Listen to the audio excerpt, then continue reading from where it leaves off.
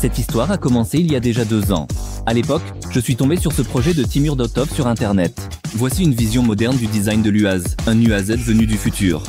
Actuellement, le projet est pratiquement terminé et nous publions les épisodes au fur et à mesure du montage. Dans les épisodes précédents, nous avons acheté un véhicule d'honneur, commencé à le remettre en état, compris qu'il nous manquait des pièces, puis acheté un autre d'honneur, refait toute la suspension, les différentiels, les freins et réalisé un essieu arrière directionnel. C'est très amusant, regardez par vous-même. Et il y a encore beaucoup de choses intéressantes qui vous attendent.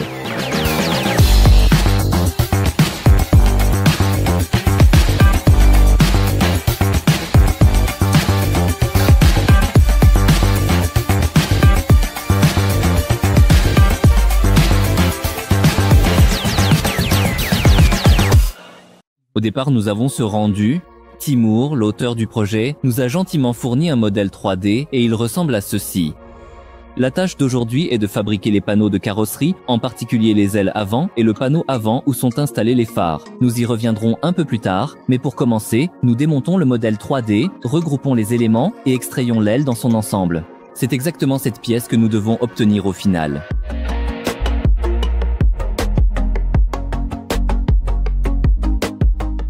L'étape suivante consiste à diviser à nouveau cet élément en plusieurs parties, mais selon un autre principe, car il est impossible de le fabriquer en une seule pièce.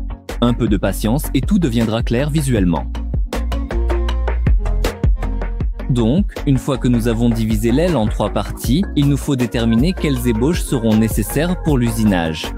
Pour cela, nous avons modélisé notre broche et notre fraise. Nous l'approchons de l'un des éléments de l'aile et nous voyons où la broche bute contre l'ébauche. En nous basant sur cette information, nous ajustons la position. Une fois que nous nous sommes assurés que la fraise peut usiner notre pièce sans problème, nous passons à l'étape suivante. Maintenant, nous devons déterminer combien et quel type de matériaux nous devons préparer et coller en un certain sandwich. Cela se fait de la manière suivante. Dans le programme, nous définissons l'épaisseur de la future plaque de matériaux et nous l'étirons à la taille nécessaire. Nous notons cette dimension, et ainsi, couche par couche, jusqu'à ce que toute notre pièce soit immergée dans un rectangle composé de telles plaques, comme vous le voyez à l'écran.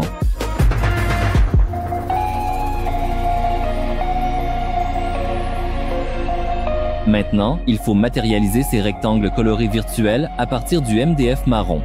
L'épaisseur de la plaque a été initialement définie dans le programme, mais les morceaux de la taille requise, nous les découpons manuellement à l'aide d'une scie. On trace, on fixe et on scie. Et ainsi, encore et encore, de très nombreuses fois.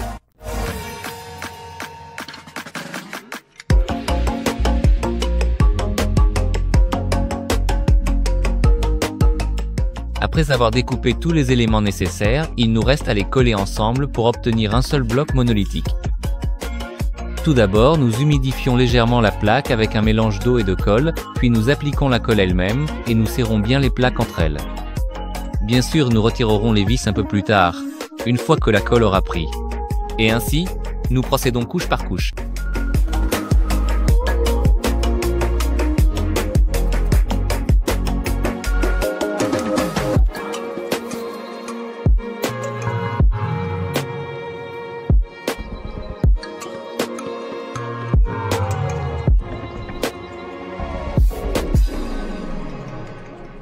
Et enfin, après 2 jours, nous passons à la partie la plus intéressante. L'usinage de la matrice.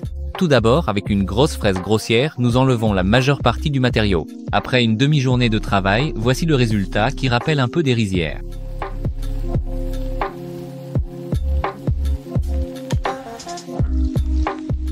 L'étape suivante prend encore une demi-journée pour affiner la forme avec une fraise plus petite et plus délicate.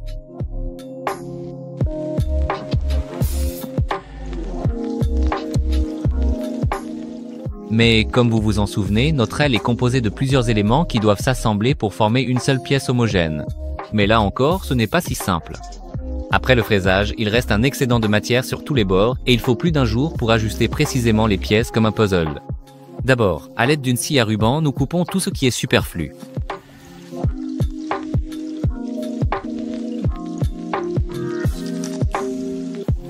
Ensuite, nous passons beaucoup de temps à ajuster et assembler le puzzle, comme vous le voyez à l'écran.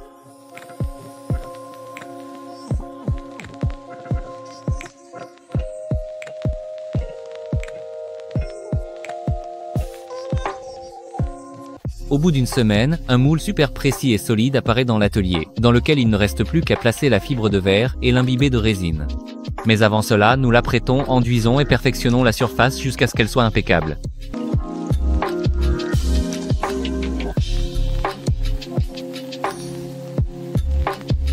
Au final, nous avons obtenu ces formes. Compte tenu de leur grande précision et qualité, il ne restait plus grand chose à faire. Et dans 2 jours, nous sortirons de ces moules. Des panneaux de carrosserie prêts à l'emploi. Mais d'abord, nous avons dégraissé la surface. L'étape suivante consiste à réaliser un rebord autour du périmètre et à le recouvrir de ruban adhésif. C'est à ces endroits que l'élément prendra fin. Ensuite, nous appliquons un agent de démoulage, c'est une étape très importante, et si on la bâcle, la pièce risque de rester coincée dans le moule pour toujours. C'est pourquoi nous espérons que Sania n'a pas bâclé le travail, et nous préparons la résine polyester.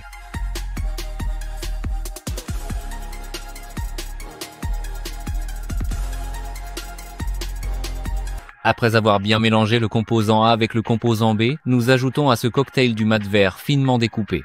Nous mélangeons le tout et obtenons cette composition que nous appliquons uniformément en une bonne couche. Cela se fait afin de former les futures nervures de renfort. Il n'est pas nécessaire d'appliquer une telle couche sur tout le périmètre. Là, une simple couche standard de mat de verre suffira. Mais sur le pourtour, il faut appliquer une couche plus épaisse afin d'obtenir une pièce correcte, ce à quoi Sania s'affaire justement.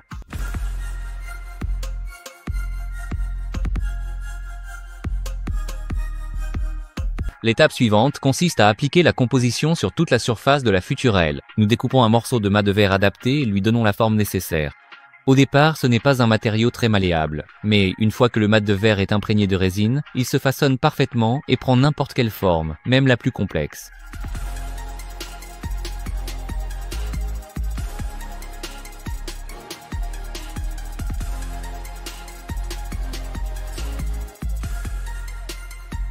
Après 2 jours, lorsque la résine a complètement séché, vient le moment le plus crucial. Nous essayons de retirer la pièce du moule. Et comme vous pouvez le voir, elle s'est détachée sans aucun problème. Il ne reste plus qu'à enlever le ruban adhésif et à découper l'excédent.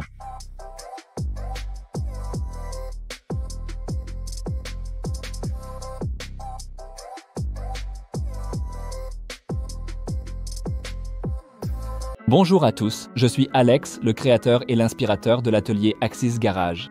Je suis très heureux de vous présenter le premier produit en série de notre atelier. Il s'agit d'un kit en bois naturel qui se transforme en un panneau mural en relief. Il peut servir aussi bien de magnifiques cadeaux que d'éléments de décoration, d'ornement pour votre intérieur ou de pièces de votre collection automobile. Nous avons parcouru tout le chemin de la création du produit, de l'idée à la production en série, par nous-mêmes, et nous en sommes très fiers. Nous avons déjà réalisé une série pilote et beaucoup de nos amis et proches l'ont apprécié à sa juste valeur. Nous croyons que notre création trouvera un écho dans vos cœurs et que tous ceux qui sont passionnés par l'histoire de l'automobile, le design et les voitures classiques nous soutiendront sans aucun doute. Nous en sommes très reconnaissants et nous vous aimons. Comme vous avez pu le remarquer, il n'y a pas d'intégration publicitaire ni de sponsor dans nos vidéos. La seule chance de continuer à exister et à nous développer, c'est le lancement de ce produit. Dès aujourd'hui, nous avons lancé une campagne sur Kickstarter où vous pouvez nous soutenir et être parmi les premiers à recevoir votre kit de construction. Et nous aurons la possibilité de continuer à créer nos projets et à vous ravir avec du contenu unique. Je laisserai le lien dans la description. Votre soutien nous est plus nécessaire que jamais. Merci. Voilà, les toutes premières pièces de carrosserie tant attendues sont entre nos mains. Mais pour pouvoir installer les nouveaux ailes, il nous faut d'abord nous débarrasser des anciennes. Quelques coups de meuleuse et c'est fait. On a fait beaucoup de choses, mais on a peu filmé. Parce que le travail est tellement chaotique qu'hier avec Anya, on a tout découpé ici à la meuleuse, toutes ces ailes superflues. Les gars nous ont fabriqué un moule, ils ont laminé les matrices d'une aile d'essai, on a fait un essai de montage. Et on a déjà compris qu'on pouvait tranquillement positionner notre carrosserie sur la caisse. En gros, notre châssis sur le cadre, on a nettoyé le cadre, on le peindra plus tard parce qu'il y a encore beaucoup de choses à y souder, donc on a décidé de repousser la peinture. L'atelier est sec, il ne rouillera pas, il ne lui arrivera rien. Et si jamais il rouille, on nettoiera à nouveau. C'est pourquoi maintenant je peux déjà positionner le châssis. Pour cela, j'ai placé la carrosserie sur un support. En dessous, le niveau aligné avec les fixations des suspensions à torsion, au point de fixation des suspensions, afin que nous ayons, en gros, que la position de la carrosserie ne soit influencée ni par la pression des pneus, ni par d'autres facteurs, mais uniquement par le métal de la carrosserie lui-même. Cette tôle-ci s'est avérée très déformée chez nous. Il a donc fallu la relever un peu de ce côté-là. Oui, et toute la voiture est tordue à certains endroits, surélevée à d'autres, quelque chose est relevé. Soit elle a souffert avec le temps, soit elle a été assemblée comme ça à l'usine. Je ne sais pas, on va devoir s'en sortir, trouver une solution. Donc voilà, on règle la carrosserie définitivement, on aligne tous les repères principaux. Le centre du châssis avec le centre de la carrosserie. Tous les niveaux. On aligne tout et on soude déjà notre armature, sauf avant de régler définitivement les ailes et d'inventer les fixations. Nous soudons notre nouvelle armature sur l'ancien châssis, tout en modifiant et en développant de nouveaux éléments comme les passages de roues arrière. Et encore plein de petits détails annexes.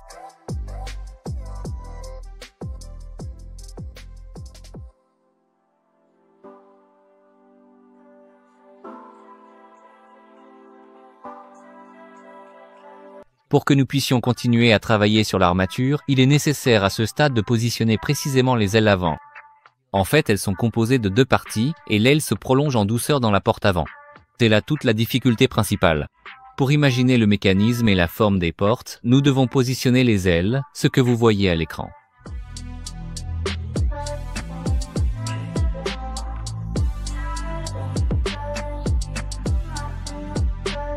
Ainsi, nous avons donc essayé les ailes sur l'armature et, voulant absolument préserver la forme et la hauteur de l'arche, nous avons tout coupé ici en enlevant l'excédent superflu.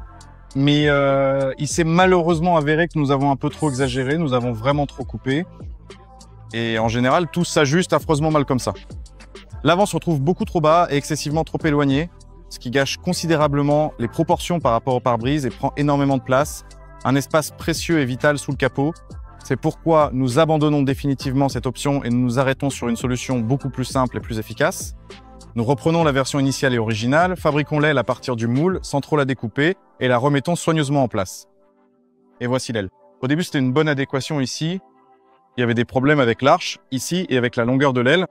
Ici, du fait que nous avons légèrement allongé le corps pour qu'il soit plus proche du rendu, il s'avère donc que nous devons être plus simples. Ils ont fait du travail supplémentaire et ont transféré le matériel de l'usine. Eh bien, le moule n'était pas finalisé et il est devenu bien meilleur. Il y a beaucoup moins de travail à faire dessus, c'est pourquoi cette aile reste celle du donneur. Nous en découpons un morceau de l'arche et de l'autre côté, nous installons une nouvelle aile. Voici un exemple de ce dont je parlais de ce côté-là. Cette aile sort directement du moule, non travaillée, non poncée, tout est brut. Selon le rendu, tout est en 3D, tout est parfait. En fin de compte, ici, elle s'ajuste mieux au niveau du pare-pluie. La ligne du pare-brise est conservée, la proportion du pare-brise est respectée, l'aile est placée plus haut, ce qui nous donne plus d'espace sous le capot.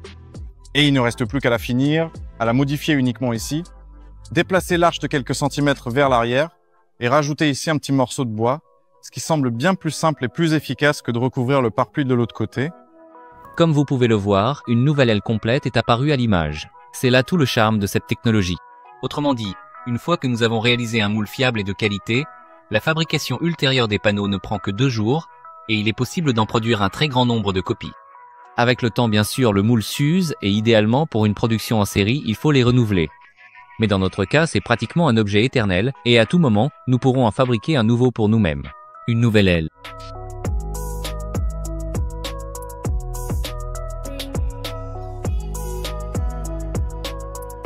Après une demi-journée, les gars ont ajusté les 2 ailes et les ont assemblées.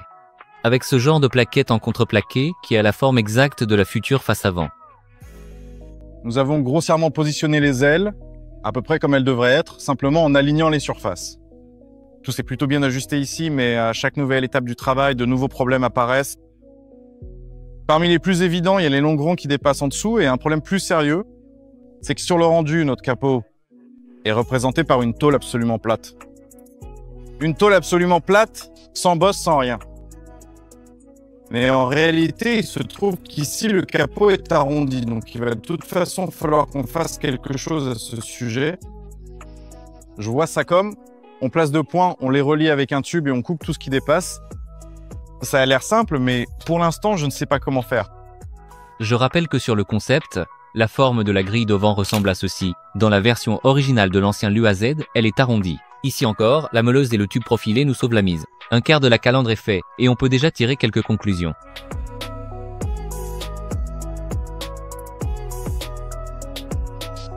Il est sans doute temps d'expliquer ce qui se passe ici, parce que j'ai fait beaucoup de choses, mais j'ai très peu filmé. Avant, je vivais.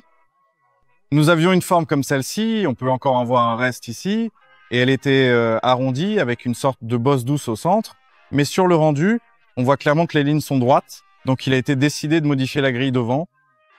Et cela, à son tour, nous a apporté des avantages par la suite. Cela nous a permis de fixer la base des ailes avant au châssis principal. Ici, on peut voir notre ancienne forme de grille d'auvent. Et voici notre nouvelle forme. Elle viendra s'ajuster à plat ici et se refermera. À l'arrière également, il y a eu plusieurs changements significatifs. Premièrement, des portes arrière pratiques et innovantes sont apparues. Et deuxièmement, elles fonctionnent parfaitement et de manière très fluide. La partie supérieure s'ouvre aisément et la partie inférieure aussi, de manière tout aussi fonctionnelle et pratique.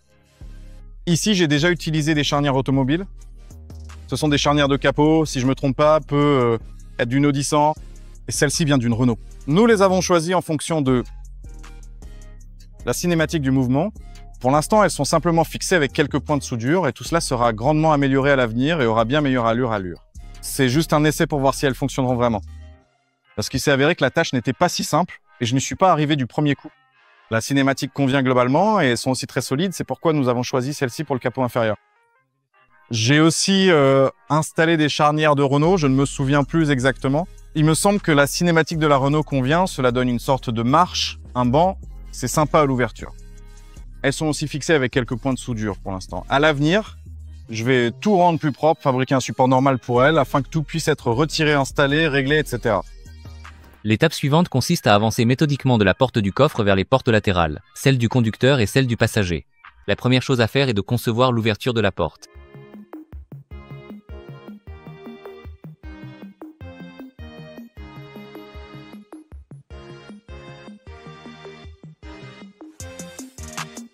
Une fois la forme et la taille de l'ouverture de la porte déterminées, il ne reste plus grand-chose à faire. Nous soudons exactement le même cadre, mais cette fois à l'intérieur de cette ouverture,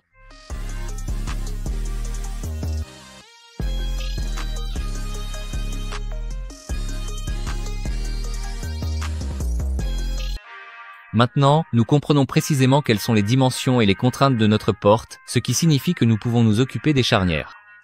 Nous perçons, coupons, limons et préparons les emplacements de montage. Après une demi-journée de travail, on procède au premier essayage, puis à l'ajustement et à l'installation.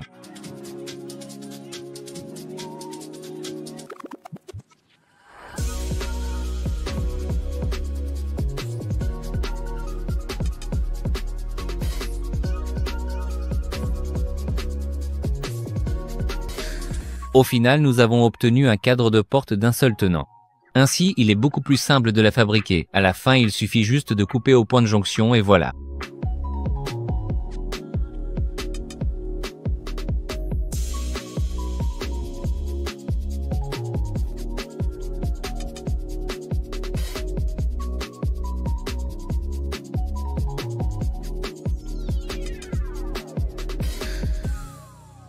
Notre prochaine modification notable concerne les portes. Premièrement, c'est le fait qu'elles existent. Et deuxièmement, qu'elles fonctionnent déjà et s'ouvrent. Nous avons décidé de faire précisément des portes suicides. Elles s'appellent ainsi depuis toujours, car c'est pas très sûr. Et sur toutes les voitures, les gens ont depuis longtemps abandonné ce type de porte. Mais nous avons justement décidé de leur donner cette forme, car il aurait été très difficile de les faire s'ouvrir de manière classique, à cause de la forme de l'aile. Cela nous aurait obligés à inventer des charnières vraiment complexes, des charnières très compliquées. Ce renflement aurait empêché la porte de s'ouvrir normalement, de façon adéquate.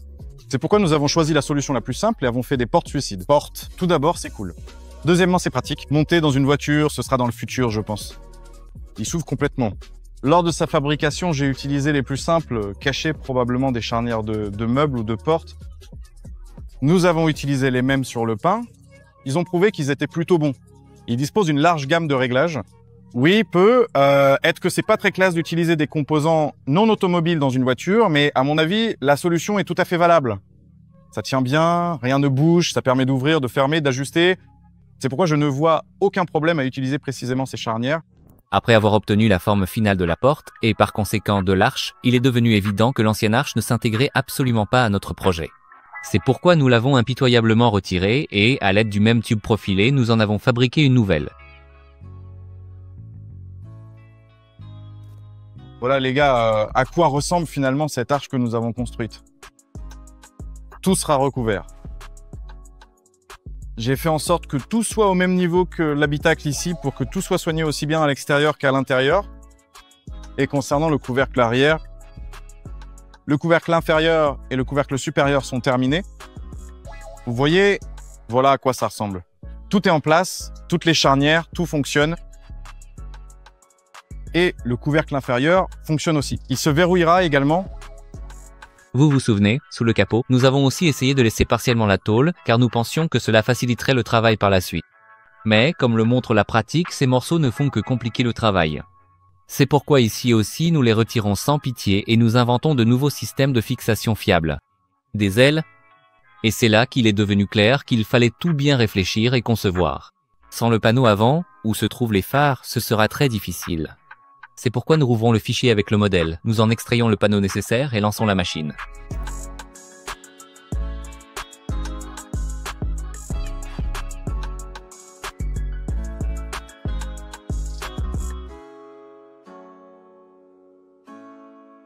Ici, la technologie est la même. Le processus est identique à celui de la fabrication des ailes avant que nous avons récemment examiné.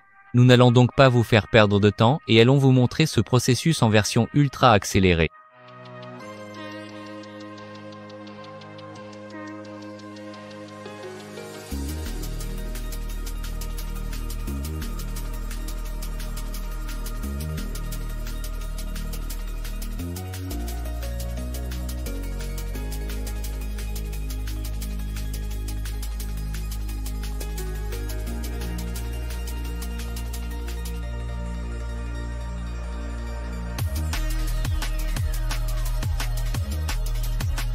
Et voilà, après quelques jours, le fichier de l'ordinateur s'est transformé en une pièce de haute qualité et d'une précision extrême qu'il ne reste plus qu'à peaufiner et à ajuster à sa place.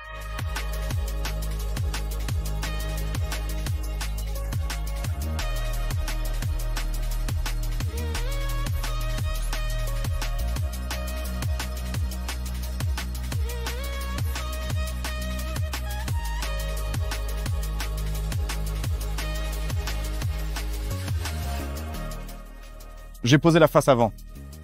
Je l'ai simplement posé pour l'instant sur un seul tube, celui-ci, en la maintenant avec un point de soudure. Et maintenant, la tâche consiste à organiser tout l'espace sous le capot.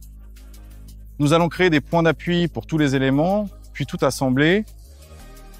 En fait, ici, il faut faire aussi simple que possible. Alors, j'ai à peu près tracé ici où il faudra probablement couper. Bien sûr, c'est d'un tracé grossier, mais c'est juste pour avoir une idée. Et voilà où nous en sommes actuellement. Le moteur est suspendu, donc en principe, comme sur le rendu visuel, il y aura une protection solide ici. Et à mon avis, elle doit aussi être renforcée de manière significative. Au final, il n'y a pas eu de solution simple ici.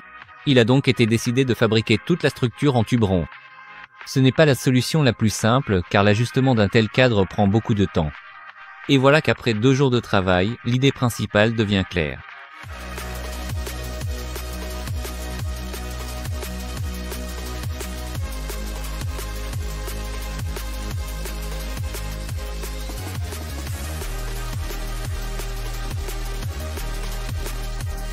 Je n'ai pas réussi à plier tout le contour avec la cintreuse à tube. Je pensais au moins le faire en 2 moitiés, mais même en 2 moitiés, j'y suis pas arrivé. Donc, je l'ai assemblé à partir de morceaux puis nettoyé. Et franchement, ça n'a pas l'air honteux du tout. Donc maintenant, je vais souder ce métal à sa place.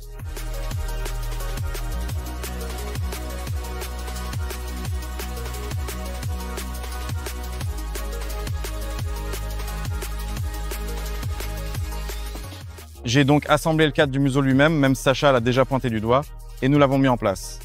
Voilà à quoi cela ressemble maintenant, et il nous reste à comprendre et à mettre de l'ordre dans tout cela de manière approfondie. Ici, il faut mettre de l'ordre dans tout ça, pour que les ailes aient où se fixer, et que le support moteur ait où être installé.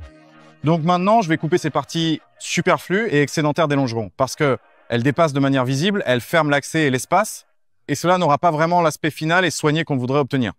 Ensuite, il faudra relier solidement tout l'avant de la structure, l'attacher fermement aux longerons principaux et commencer à fabriquer le carénage inférieur qui servira aussi de protection essentielle et durable. Au départ, dans le concept de l'auteur, on voit cet élément-là. Mais dans notre cas, ce n'est pas un choix de design. C'est une nécessité, car le moteur dépasse largement les limites de la carrosserie et bien sûr cela gâche l'apparence. Un tel carénage devrait améliorer l'aspect général. Tout d'abord, nous avons coupé l'excédent, en particulier les longerons qui dépassaient.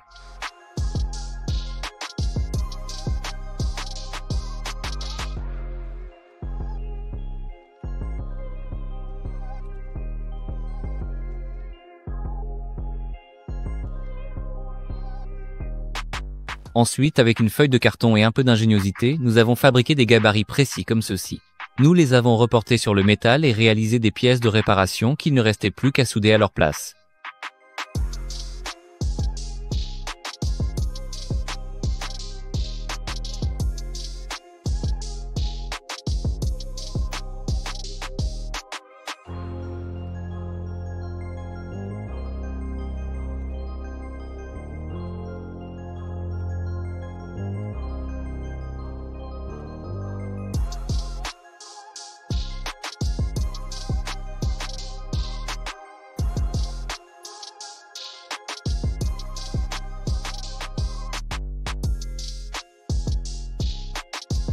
Après cela, il restait encore de très nombreuses heures d'ajustement, de soudure, de finition et bien sûr de modification.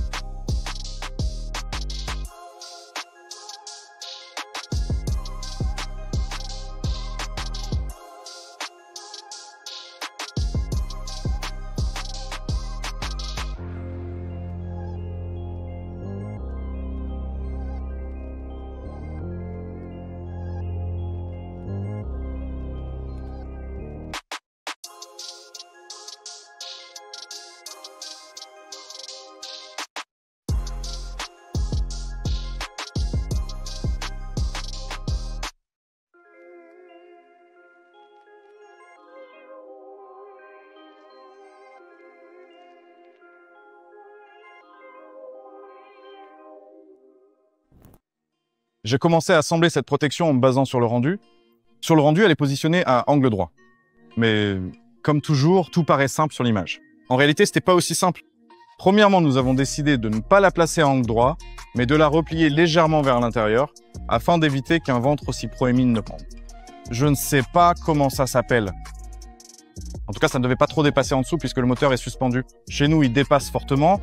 Je vais simplement couper les points extérieurs, les replier vers l'intérieur, combler cet espace, souder, c'est pas un problème, ça se modifie vite. La deuxième question, c'est que, puisque tout sera fermé ici, comment allons-nous y accéder? À la fixation. Je n'avais pas non plus prévu ce point. Au départ, je ne sais pas. Peut-être qu'il n'y aura rien à faire et qu'on pourra éviter des modifications, mais je le verrai qu'un peu plus tard. Donc là, je replie ça vers l'intérieur, ou plutôt d'abord je le plie, je regarde quel angle il y a ici. Je plie celui-ci de la même façon pour que tout soit symétrique. Et ensuite, je soude cette paroi avant. Tout cela sera recouvert, le bas exactement avec du métal, et les parois latérales, je ne sais même pas encore, peut être aussi en métal, mais peut être un peu plus fin.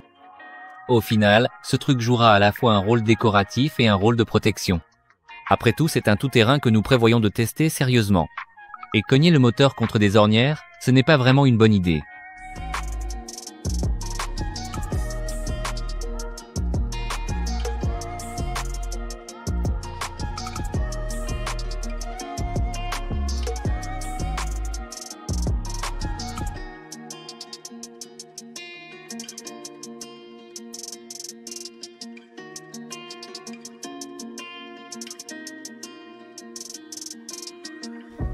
À l'usine, le capot s'ouvrait de ce côté, mais c'est pas vraiment pratique pour l'entretien. Et puis, c'est un peu étrange en général. Et un autre petit détail important, c'est qu'on va installer un radiateur ici, mais il n'y a pas d'endroit prévu pour mettre les charnières. Du coup, je suis allé à la casse la plus proche et j'ai acheté 2 charnières qui, à mon avis, devraient globalement bien convenir. Mais encore une fois, nous avons déjà rencontré ce problème sur la Volga. Et ici aussi, si on installe la charnière simplement comme ça, alors en ouvrant le coffre, il bute. C'est pourquoi il a fallu enfoncer la charnière directement. Juste derrière le bord du capot, en fait. Et elle s'installe comme ça chez nous. Et voilà, maintenant tout s'ouvre et rien ne va gêner. Bien sûr, ça a demandé un peu plus de travail. Et ici, il faudra ensuite arranger un peu les choses. Ici aussi, il faudra rendre tout ça plus soigné, plus présentable. Là, tout s'est avéré extrêmement simple, parce que la forme du futur capot est un simple rectangle. Et Colia s'est battu avec les charnières ces dernières semaines, donc quand il a fallu s'occuper du capot, il avait déjà assez d'expérience. C'est pourquoi, après une journée, nous avons un autre élément prêt.